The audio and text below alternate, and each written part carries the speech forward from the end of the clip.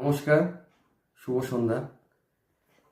চলতি সময়ে একদম প্রাসঙ্গিক হটকেক টপিক যুবসাথী। রাজ্য সরকারের ব্যবস্থাপনায় আমাদের পশ্চিমবঙ্গে চালু হয়ে গেল নতুন একটি প্রকল্প, নাম হচ্ছে যুবসাথী। আপনারা সবাই জানেন যে এই যুবসাথী কারা পাবে। জেনারেলি 21 থেকে 40 যারা যুবক আছেন তারাই পাবেন, মানে যুবকদের উদ্দেশ্যেই এটা করা হয়েছে। কেননা লক্ষ্মীর ভাণ্ডার যেহেতু 25 থেকে শুরু হচ্ছে, লক্ষ্মীর ভাণ্ডার আজীবন চলে, মানে সারা জীবন সে পাবে, 60 বছর বয়স পর্যন্ত পাবে এবং একটা সময় গিয়ে কনভার্টেড হবে। এটা কনভার্টেড হয়ে এটা বার্ধক্য ভাতা বা এ ধরনের বয়স্ক ভাতা এই ধরনের স্কিমে এটা মানে অ্যাবজর্ব হয়ে যাবে আর কি। তো বিষয়টা হচ্ছে যে অনেকেই ভাবছে যে তাহলে যুবকদের জন্য যদি হয় তাহলে যারা যুবতী রয়েছেন 21 থেকে 24 তারা কি পাবে না? নিশ্চয়ই তারাও পাবে। তার মানে আমরা যদি সহজ হিসেব করি তাহলে 21 থেকে 24 পর্যন্ত সমস্ত যুবক যুবতী যারা মাধ্যমিক পাস, অবশ্যই তাদের মাধ্যমিক পাস এই ক্রাইটেরিয়াটা রয়েছে, এটা হতে হবে। তাহলে সে আমাদের পশ্চিমবঙ্গের মানুষ হলে অবশ্যই সে এই স্কিমের আওতায় আসবে। এবং 25 থেকে 40 এই যে রেঞ্জটা বা তারপরে অনওয়ার্ডস 25 থেকে 40 অনওয়ার্ডস, তাহলে কি হবে? তখন 25 থেকে সে তো লক্ষ্মীর ভাণ্ডার পাচ্ছে, দুটো স্কিমে ক্লেম এটা কিন্তু হবে না, মানে দুটো স্কিমের টাকা সে একসঙ্গে পাবে না।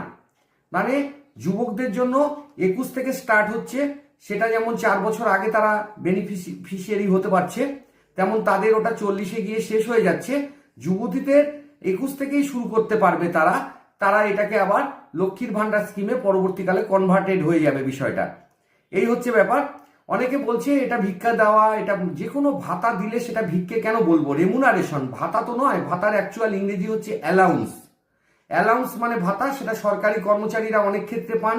ডিয়ারনেস অ্যালাউন্স, ট্রাভেলিং অ্যালাউন্স, এগুলোও তো ভাতা, তারা পান। সাধারণ মানুষকে যেটা দেওয়া হয় সেটা কিন্তু আপনার রেমুনারেশন বা অনারিয়াম, মানে সম্মান, দক্ষিণা বা সাম্মানিক এ জাতীয় কিছু। মানে মিনিমাম একটা কোয়ালিফিকেশন, শিক্ষাগত যোগ্যতা সে অর্জন করেছে এবং সে একজন যুবক যুবতী বেকার, সেই অর্থে সে এটা পাচ্ছে।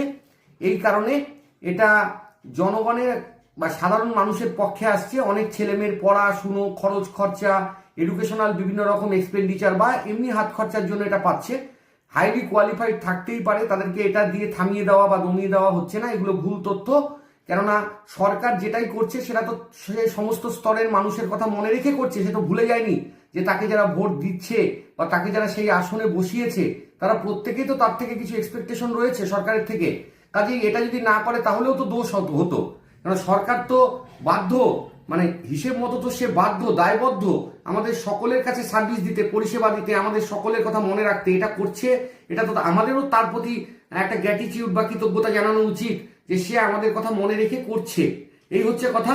আপনারা কখনো বিভ্রান্ত হবেন না এই ব্যাপারটায়। আপনারা জানুন যে এরকম ব্যাপার হয়তো আগে কখনো থাকলেও বেকার ভাতা বা এই ধরনের নামে দীর্ঘদিন কিন্তু এই ধরনের কোনো ব্যাপার ছিল না, এবং এই ধরনের চিন্তাভাবনা কোনো সরকার বা অন্যান্য সরকারের মধ্যবর্তী সরকাররা কিন্তু সরকারে যারা ছিলেন তারা কিন্তু করেননি, বা তাদের মধ্যে যখন পালান্তর হয়েছে, অন্য পালার লোক এসছে, তারা সেটাকে ভুলে গেছে। সাময়িকভাবে হয়তো 2-1 বছর কোনো এক সময় 70-এর দশকের প্রথমার্ধে হয়তো এটা চালু হয়েছিল, কিন্তু পরবর্তীকালে আর কন্টিনিউশন হয়নি, এটা নতুনভাবে চালু করা হলো।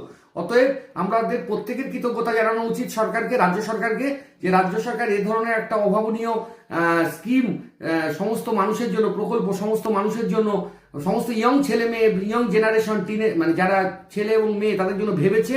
তারা যাতে একটা ন্যূনতম মানে কাজকর্ম না করতে পারলেও বা কাজকর্ম করলেও তারা যেন সাধারণ খরচাটুকু অন্তত তারা চালাতে পারে।